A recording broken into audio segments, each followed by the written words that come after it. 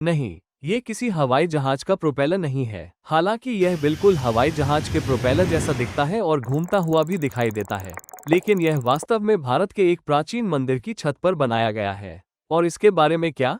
क्या आपने कभी सपने में ये पैटर्न देखा है? शायद गहरी नींद में नहीं, लेकिन गहरी नींद में जाने से ठीक पहले। कभी कभी ये तब प्रकट होता है जब आप योग निद्रा, ध्यानात्मक नींद की गहरी अवस्था में होते हैं। और इस पैटर्न के बारे में क्या? ईमानदारी से बताइए, क्या आपको लगता है कि हम इसे छेनी और हथौड़े से बना सकते हैं? ये सभी पैटर्न कहाँ हैं? ये सभी नक्काशी सोमनाथपुरा मंदिर के नाम से प्रसिद्ध एक प्राचीन मंदिर की छत पर पाई गई है। पुरातत्वविदों का अनुमान है कि यह मंदिर लगभग 750 वर्ष पुराना है, लेकिन स्थानीय लोगों का दावा है कि यह इससे भी अधिक पुराना है। लेकिन जैसे ही आप मुख्य कक्ष में प्रवेश करेंगे, आपका ध्यान इन अद्भुत स्तंभों पर जाएगा जो ऐसे दिखते हैं जैसे मशीनों से बनाए गए हों। वास्तव में पुरातत्ववेत्ता ये स्वीकार करते हैं कि इन्हें खराद मशीनों का उपयोग करके बनाया गया था, लेकिन वे इसके बारे में कोई और स्पष्टीकरण नहीं देते। लेकिन ये स्तंभ तो बस एक डिस्ट्रैक्शन है, असली आकर्षण तो आपके ऊपर है। इस नक्काशी को देखिए, देखिए ये कितनी जटिल है।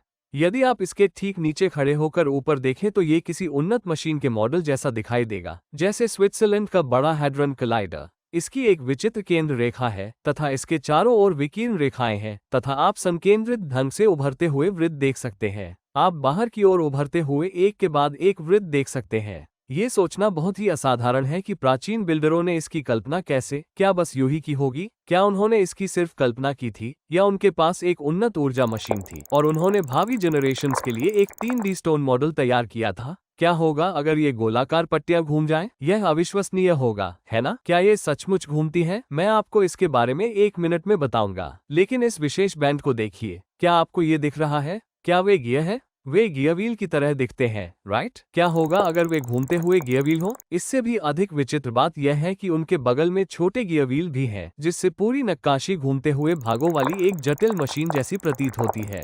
लेकिन यह और भी जटिल हो जाता है। ये 2D कार्विंग नहीं है। इसे बगल से देखें तो इसका केंद्रीय भाग कई इंच नीचे की ओर निकला हुआ है। एक बहुत ही आकर्षक 3D ऑब्जेक्ट जुड़ा हुआ है और आप इस विवरण को बिल्कुल किनारे पर देख सकते हैं। यह क्या है? एक अजीब सी चाबी जैसा प्रक्षेपण, जैसे कि इसे किसी फीमेल पार्ट पर फिट किया जा सकता है। हाँ, कभी इस प्रक्षेपण पर कुछ फिट किया गया था और अब वो नष्ट हो गया है। यहाँ क्या था? अब क्या ये छतें वास्तव में घूमती हैं? स्थानीय लोगों के अनुसार यहाँ 3 छतें हैं जिनके हिस्से घूमते हैं। यह इस क्षेत्र के लोगों के बीच एक आम कहानी है। अब हाल ही में मैंने आपको तारकेश्वर मंदिर नामक एक और मंदिर दिखाया था और वहाँ भी लोगों ने कहा कि छत घूमती है, लेकिन हमें इन छतों को छूने की अनुमति नहीं है, इसलिए इसकी पुष्टि करने का कोई तरीका नहीं है।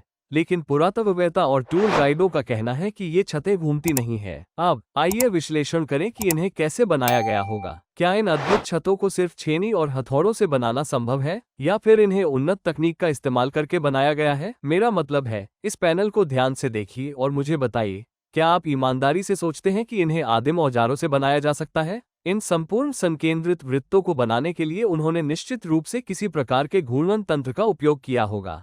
लेकिन क्या यह संभव है कि प्राचीन बिल्डरों ने घूमने वाले तंत्र का इस्तेमाल किया हो? नहीं, यह न केवल संभव है, बल्कि हमारे पास वास्तविक सबूत भी हैं कि उन्होंने घूमने वाले तंत्र का इस्तेमाल किया था। इन खंभों को देखिए। पुरातत्वविद संकोच से सहमत हैं कि हाँ, ये खंभे केवल घूमने वाली खराद मशीनों से ही बनाए जा सकते हैं। और पुरातत्वविद ये भी मानते हैं कि ये मंदिर के मूल स्तंभ हैं जो 750 साल पहले बनाए गए थे। अतः इन छतों के ठीक पास प्राचीन मशीनिंग प्रौद्योगिकी के स्पष्ट प्रमाण मौजूद हैं। यदि प्राचीन बिल्डरों ने स्तंभों के लिए खराद मशीनों का उपयोग किया था, तो उन्होंने इन छतों को बनाने के लिए उन्हीं खराद मशीनों का उपयोग क्यों नहीं किया? ये सोचने का तार्किक तरीका होना चाहिए, लेकिन किसी कारण से पुरातत्वविद प्राचीन मशीनी प्रौद्योगिकी पर चर्चा करने से कतराते हैं, क्योंकि मुख्य धारा उन पर छद्म विज्ञान का आरोप लगा देगी या फिर वे अपनी प्रतिष्ठा खो देंगे। अगर आपको अभी भी लगता है कि आप छेनी और हथौड़े से इन्हें तराश सकते हैं, तो ये करके देखें। एक कागज और पेंसिल लें और इसका एक स्केच बनाने की कोशिश करें। देखें कि क्या आप इसे फिर से बना सकते हैं। आप निश्चित रूप से खुद को ज्यामिति सेट में उपकरण की तलाश करते हुए पाएंगे, जैसे कि कंपास की एक जोड़ी, डिवाइडर और निश्चित रूप से एक स्टील रोल। और इन सभी का उपयोग करने के बाद भी इसका सटीक स्केच बनाने में आपको कई दिन लग सकते हैं। यदि इसे 2D में पुनः बनाना इतना कठिन है और इसके लिए विभिन्न उपकरण की आवश्यकता है, तो केंद्र में एक प्रक्षेपण के साथ एक 3D मॉडल बनाने की कल्पना करें, वह भी एक कठोर पत्थर पर। इसलिए ये पूरी संभावना है कि वे इन साइमेटिक छतों को बनाने के लिए किसी प्रकार की उन्नत तकनीक का उपयोग कर रहे थे। अब हम सोच रहे हैं कि इन्हें कैसे बनाया गया होगा, जबकि असली सवाल ये है कि इन्हें क्यों बनाया गया होगा। क्यों?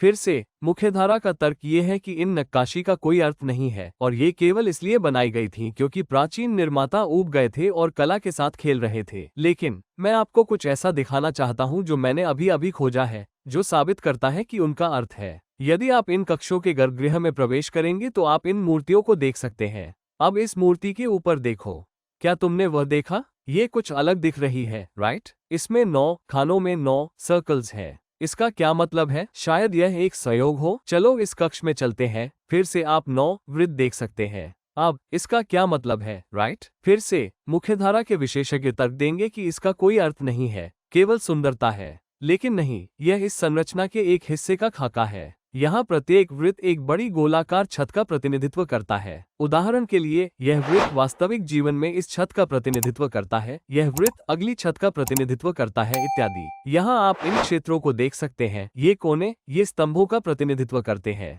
हर एक स्तंभ है, और यहाँ आप इस उभरे हुए हिस्से को देख सकते हैं। ये स्तंभ का उभरा हुआ शीर्ष भाग है, जिसे कैपिटल कहा जाता है। यह विस्तार भार सहन करने के लिए बनाया गया है। तो हम इस संरचना का ऊपर से दृश्य देख रहे हैं और आप देख सकते हैं कि ये सभी बीम है। अब मैं आपको वो विवरण दिखाऊंगा जो वास्तव में इसकी पुष्टि करता है। क्या आप यहाँ बीम पर बने इन छोटे वृत्त को देख रहे हैं? अगर यह मंदिर की छत का खाका है, तो हमें इन बड़ी छतों के ठीक बगल में बीम पर ये छोटे वृत्त भी दिखने चाहिए, राइट? आप यहाँ देख रहे हैं, और यहाँ। हाँ, इन सभी बड़ी गोलाकार छतों पर, बीमों पर ये छोटे गोलाकार पैटर्न भी हैं। इससे ये पुष्टि होती है कि मूर्तियों के ऊपर ये विशेष छतें केवल सुंदरता या सजावट के लिए नहीं थीं, बल्कि वे वास्तविक छतों के मिनी ब्लूप्रिंट थे। लेकिन इन सभी छतों का क्या मतलब है? क्या इनके पीछे कोई वास्तविक उद्देश्य या अर्थ है? छत पर की गई इन नक्काशी में कुछ खास बात है। हालांकि मुख्य धारा के विशेषज्ञों का दावा है कि ये अर्थहीन नक्काशी है। लेकिन मेरे चैनल पर एक अन्य वीडियो में मैंने आपको यह नक्काशी दिखाई है, जो छत पर भी पाई जाती है, जो एक एडवांस रिदम चक्र है। ध्यान दें कि ये भी एक अर्थहीन पहिए जैसा लग रहा था, जिस पर बस कुछ रैंडम पार्ट लिखा हुआ था। मैंने आपको चरण दर चरण बताया कि प्राचीन भारतीय संगीत में इस चक्र का प्रयोग किस प्रकार किया जाता था। क्या ये संभव है कि सोमनाथपुरा मंदिर की इन छतों का भी कोई अर्थ हो? यदि ऐसा है, तो क्या ये संभव है कि ये नक्काशी भी ध्वनि से संबंधित हो? आज हमने साइमैटिक्स नामक वैज्ञानिक क्षेत्र में महत्वपूर्ण प्रगति की है। अब साइमैटिक्स क्या है? साइमैटिक्स ध्वनि और कंपन के दृश्य प्रतिनिधित्व की अध्ययन है। हम वास्तव में ध्वनियाँ देख सकते हैं, और ध्वनियाँ कैसी दिखती हैं? विभिन्न ध्वनियाँ और कंपन इस प्रकार दिखते हैं। ये पैटर्न विभिन्न कंपन और ध्वनियों के अनुसार बदलता रहता है।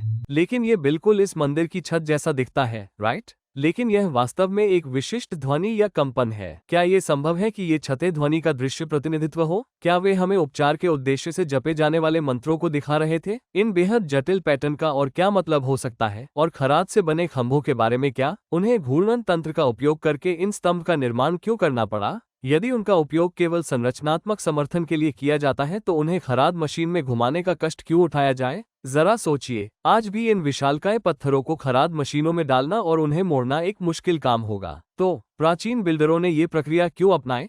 संरचनात्मक मजबूती के लिए? नहीं, सुंदरता के लिए भी। वे आसानी से इन खंभों पर काविंग कर सकते थे और उन्हें सुंदर बना सकते थे। उन्हें पिलर्स को लेद में घुमाने की जरूरत नहीं थी। तो फिर उन्होंने ऐसा क्यों किया? क्या आपको याद है कि जब हम बोलते हैं तो हम ध्वनि को तरंगों के रूप में कैसे देखते हैं, जैसे वे ऊपर नीचे जाती है? ये केवल 2D दृश्य है। यदि हम इन्हें 3D में बनाएं, तो ये इन खंभों से बहुत मिलते जुलते दिखाई देंगे। 3D ध्वनि तरंग कुछ इस प्रकार दिखती है, बिल्कुल लेद से बने खंभों की तरह, जिनमें ये सभी खांचे होते हैं। और इन खंभों में कुछ अजीब बात है, हर खंभा अलग है। इस हॉल में कोई भी 2 खंभे एक जैसे नहीं है। क्या ये संभव है कि हर खंभा किसी खास ध्वनि को प्रतिनिधित्व करता हो?